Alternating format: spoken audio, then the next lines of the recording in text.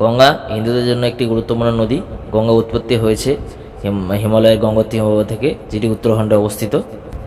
গঙ্গা ও ব্রহ্মপুত্র নদীর মিলনস্থলে যা বদ্বীপ গড়ে উঠেছে সেটি সুন্দরবন নামে পরিচিত।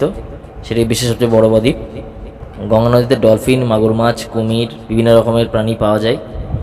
গঙ্গা নদীর উপর ভিত্তি করে ভারতের প্রায় 40% জনসংখ্যা জীবিকা নির্বাহ করে। গঙ্গার সভ্যতার পাশাপাশি অনেক পুরনো শহরের মানুষকে খাদ্য যোগান করে দিয়েছে। তার মধ্যে প্রধানত হচ্ছে কলকাতা, বেনারস ও বিভিন্ন রকম শহর।